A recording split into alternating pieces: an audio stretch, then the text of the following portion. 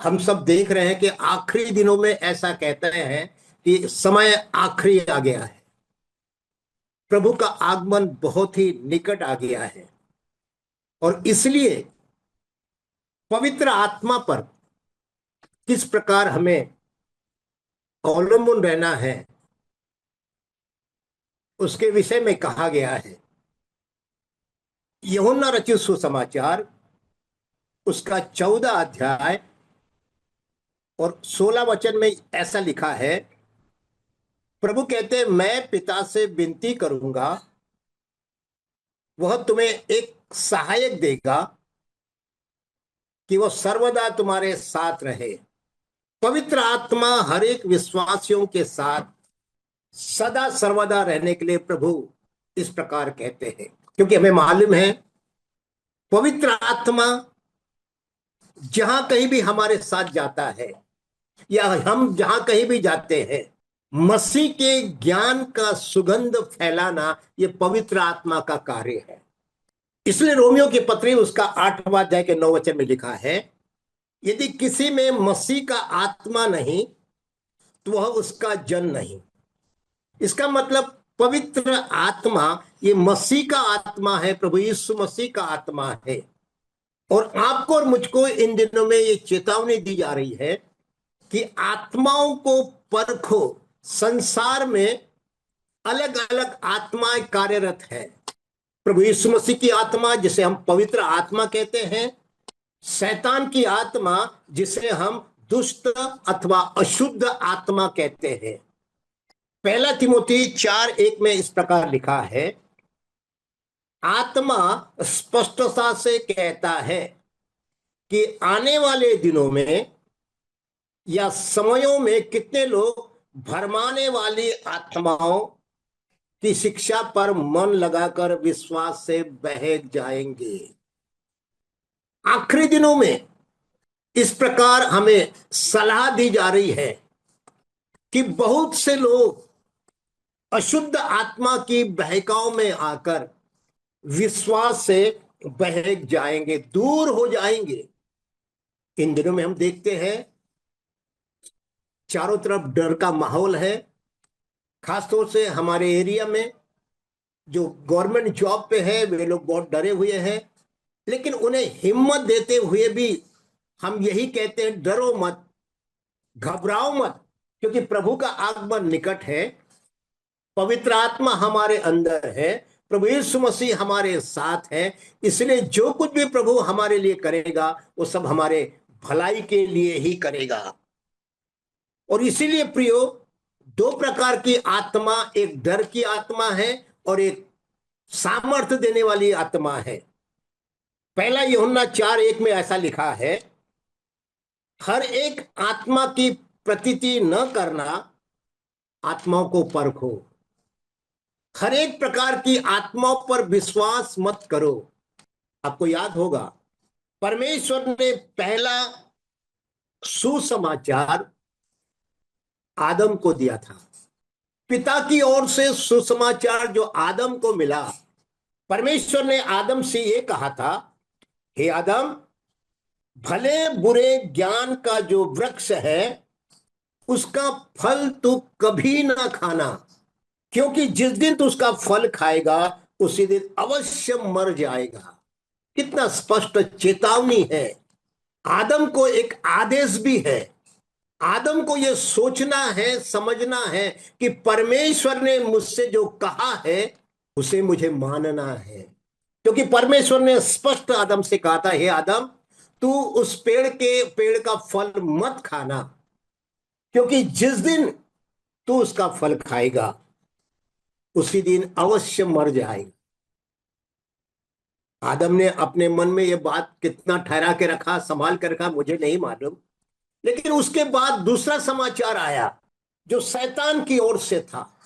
हमें मालूम है शैतान सर्प का रूप धारण करके आया, हवा से बातें कर रहा है, आदम की पत्नी से बात करता है और उसकी भाषा को हवा बाई अच्छे से समझ भी रही है।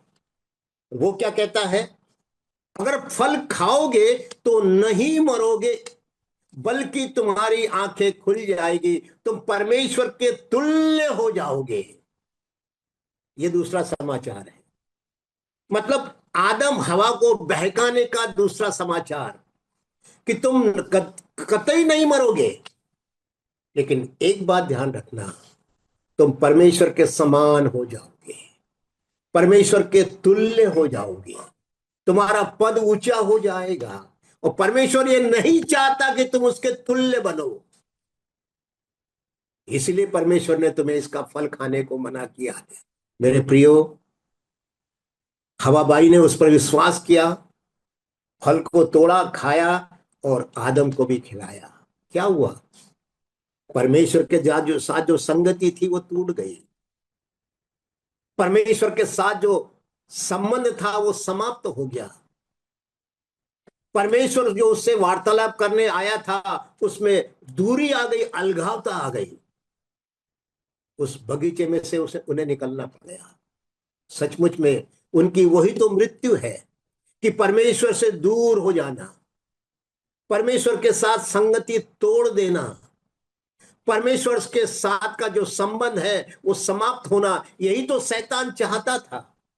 और आज इन दिनों में मेरे अजीज भाई और बहनों, शैतान यही कार्य कर रहा है। शैतान विश्वासियों के जीवन में इसी प्रकार भरमाने वाले विचारों को डाल रहा है, क्योंकि वो दुष्ट आत्मा ही भरमाने वाली आत्मा है। दुष्ट आत्मा ही गुमराह करने वाली आत्मा है। और इसीलिए हमें सावध रहना है।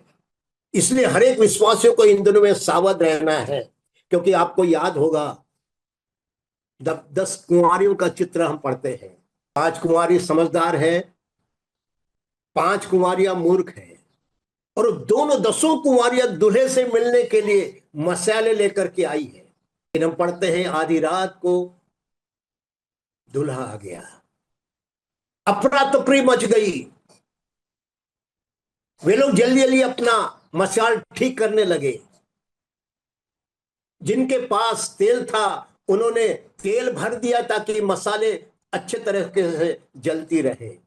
लेकिन जिनके पास तेल नहीं था वे उधार मांगने लगे। जिनके पास तेल था उन्होंने कहा हमारे पास उतना तेल नहीं है, तुम जाओ बेचने वालों से मोल ले आओ। ये 5 मूर्ख कुमारियां गई, तेल लेने के लिए, तेल खरीदने के लिए गई। तेल का चित्र ही पवित्र आत्मा का प्रतीक है। और जब वो वापस आई, दरवाजा बंद हो चुका है। दरवाजा खटखटा रही है, हमारे लिए दरवाजा खोल दो।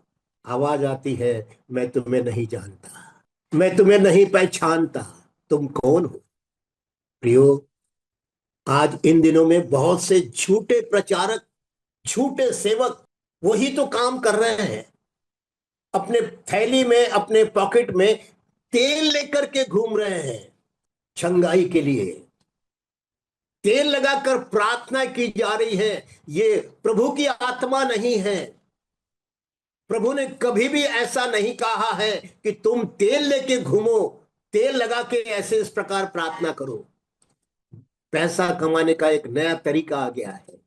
बहुत से लोग यरूशलेम जाते हैं, वहां से मिट्टी लाते हैं, पानी लाते हैं, लोगों को बेच रहे हैं, बांट रहे हैं। और एक कुप्पी पानी या मिट्टी सालों सालों चल रही है। कितने गुमराह हो रहे हैं। शैतान ने कैसे कलीसियाओं में आक्रमण कर रहा है। शैतान कलीसियाओं में प्रवेश कर रहा है और अच्छे अच्छे विश्वासियों को गुमराह कर रहा है। मेरे प्रिय भाई और बहनों, ये दिन हमें सावधानी के दिन है। हमें सावधान रहना है, क्योंकि साफ लिखा है, उन आत्माओं को परखो, वो प्रभु की ओर से है या शैतान की ओर से है।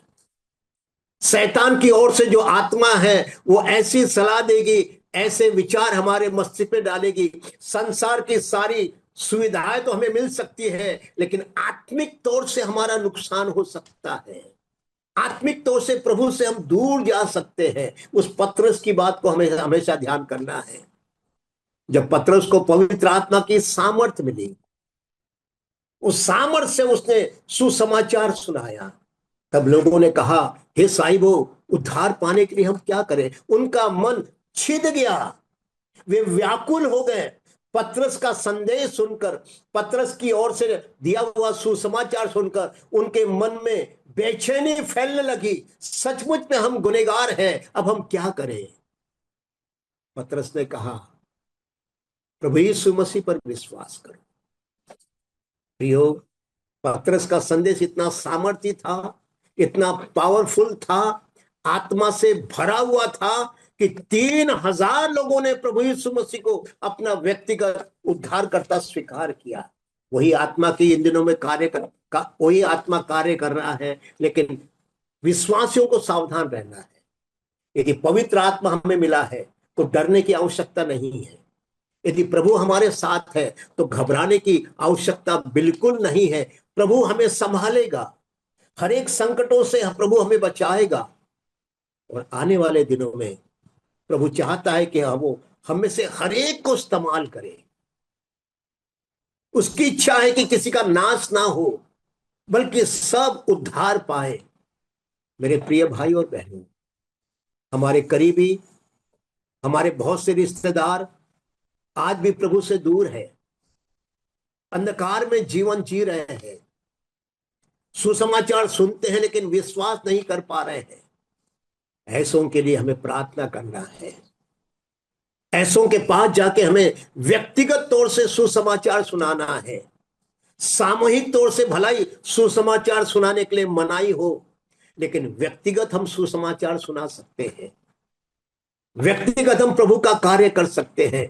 मैं प्रभु का धन्यवाद करता हूं कि जिस एरिया में मैं रहता हूं, इस नवापुर एरिया में, ट्राइबल एरिया में, प्रभु की दया से ये क्षेत्र अभी भी खुला हुआ है। हम माइक लगाकर इन दिनों में प्रचार कर रहे हैं। हम माइक लगाकर लोगों को इनवाइट कर रहे हैं, क्योंकि हमें चांस मिला है, संधि मिली है। ये कब तक रहेगी हमें मालूम नहीं, लेकिन इसका लाभ हम लोग ले रहे हैं। गांव गांव में जाकर के हम लोग सुसमाचार सुना रहे हैं, लोग सुन रहे हैं। प्रभु का धन्यवाद हो। जहां विरोध है वहां कम से कम हमें व्यक्तिगत जाकर के सुसमाचार सुनाना है, व्यक्तिगत प्रभु का कार्य करना है। और व्यक्तिगत सुसमाचार बहुत सामर्थ्य है, पावरफुल है। बहुत सी आत्माएं जो है वचन को सुनना चाहती है।